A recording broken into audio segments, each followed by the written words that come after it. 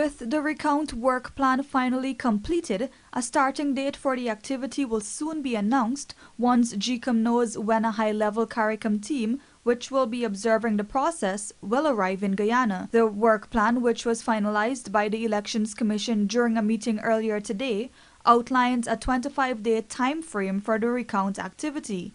But opposition-nominated Commissioner Says Gunraj does not agree with it, contending that the process can be completed in 14 days. 25 days is, I don't agree with it, but it is the ruling of the chair and it forms part of the decisions of the commission.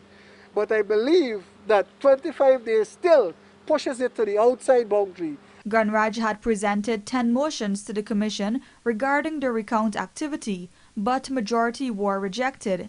One motion had to do with the general approach of the Recount. Chairman has now ruled that Region 1 will have 2 workstations, Region 2 will have 2 workstations, Region 3 will have 3 workstations, and Region 4 will have 3 workstations.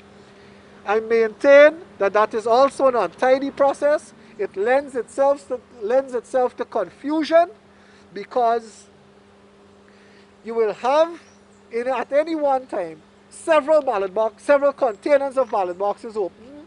You'll have several areas moving at the same time, which lends itself to confusion. And additionally, Region 4 is the largest region, and it is the region from which the most, if not the only, controversy erupted.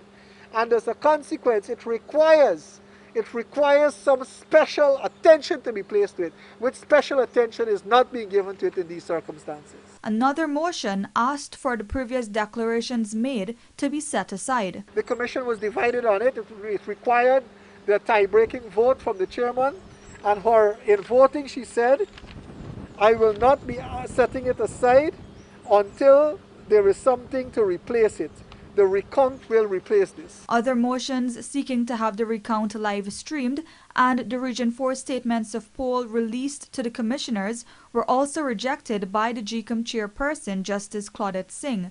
Perhaps the most critical motion had to do with the removal of all elections officials who were responsible for the controversies which surrounded the electoral process. The chairman's ruling on this matter, because of course it was proposed by 3 of us, it was opposed by 3 persons. The chairman was required to vote to break that tie. And her ruling was, as far as I'm concerned, the RO has no role. I do not have enough evidence against any of these, and the CEO is entitled to staff. It will be done with transparency and under observation. That is tantamount to voting against this motion as well. Reporting for the Evening News, Davina Samaru.